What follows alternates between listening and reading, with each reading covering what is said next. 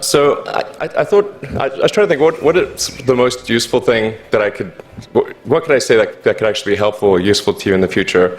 And I thought I'd perhaps tell the story of how I sort of came to be here. How did some of these things happen? And maybe there's some lessons there, because I often find myself wondering, how did this happen? So when I was young, I didn't really know what I was going to do when I got older. People kept asking me, but then eventually I thought that the idea of inventing things would be really cool. And the reason I thought that was because I read a quote from Arthur C. Clarke, which said that a sufficiently advanced technology is indistinguishable from magic, and that's really true. If you go back, say 300 years, the things that we take for granted today would be you'd be burned at the stake for. Being able to fly, that's crazy. Being able to see over long distances, being able to communicate, having effectively with the internet a group mind of sorts, and having access to all the world's information instantly from almost anywhere on the earth. This is stuff that really would be magic, or would be considered magic in times past. In fact, I think it actually goes beyond that, because there are many things that we take for granted today that weren't even imagined in times past. They weren't even in the realm of magic. So it actually goes beyond that. So I thought, well, if I can do some of those things, basically if I can advance technology, then that's like magic, and that would be really cool. And I also had sort of a slight existential crisis, because I was trying to figure out what does it all mean? Like, what's the purpose of things?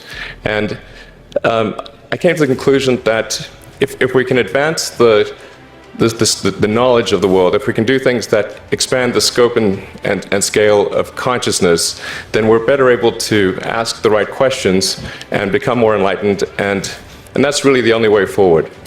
So I studied physics and business, because I figured in order to do a lot of these things, you need to know how the universe works, and you need to know how the economy works. And you also need to be able to bring a lot of people together to work with you to create something, because it's very difficult to do something as an individual if it's a significant technology. So I originally came out to California to try to figure out how to improve the energy density of electric vehicles, basically to try to figure out if there was an advanced capacitor that could serve as an alternative to batteries. And that was in '95, and that's also when the internet started to happen.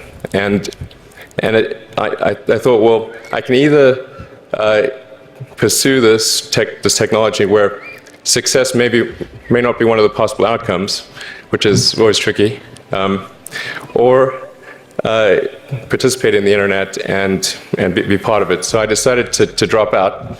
Now, obviously, fortunately, we're past graduation, so I can't be accused of recommending that to you.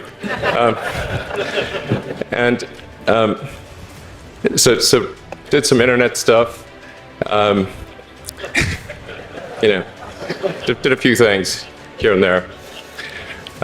One of which was PayPal. And I think maybe it's helpful to say one of the things that was important then in the creation of PayPal was kind of how it started, because initially the initial thought was with PayPal was to create an agglomeration of financial services, so to have one place where all of your financial services needs would be seamlessly integrated and work smoothly. And then we had like a little feature which was to do email payments. And whenever we'd show the system off to someone, we'd show the hard part, which was the agglomeration of financial services, which was quite difficult to put together. Nobody was interested. Then we'd show people email payments, which was actually quite easy, and everybody was interested. So this is, I think it's important to take feedback from your environment. You want to be as closed loop as possible. So we focused on email payments and really try to make that work, and that's what really got things to take off. But if we hadn't responded to what people said, then we probably would not have been successful. So it's important to look for things like that and focus on them when you see them, and you correct your prior assumptions. And then going from PayPal, I thought, well, what are some of the other problems that are likely to most affect the future of humanity? It really wasn't from the perspective of what's the rank-ordered best way to make money, which is okay, but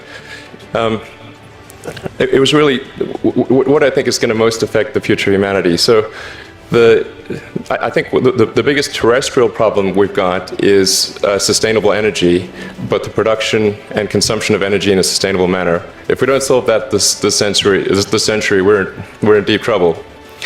And then the other one being the extension of life beyond Earth to make life multiplanetary. So that's the basis for. The latter is the basis for SpaceX, and the former is the basis for Tesla and Solar City. And when I started SpaceX, initially I thought that, well, there's no way one could possibly start a rocket company. I wasn't that crazy. But then I thought, well, what is a way to increase NASA's budget? That was actually my initial goal. So I thought, well, if we can do a low-cost mission to Mars, something called Mars Oasis, which would land seeds with seeds and dehydrated nutrient gel, and you hydrate them upon landing, and then you'd have this great sort of money shot of green plants on a red background, and the public tends to respond to precedents and superlatives, and this would be the first life on Mars, the furthest that life's ever traveled, as far as we know. And I thought, well, that would get people really excited, and therefore increase NASA's budget. So obviously, the financial outcome from such a mission would probably be zero. So anything better than that was on the upside. So I actually went to Russia 3 times to look at buying a refurbished ICBM. Because that was the best deal.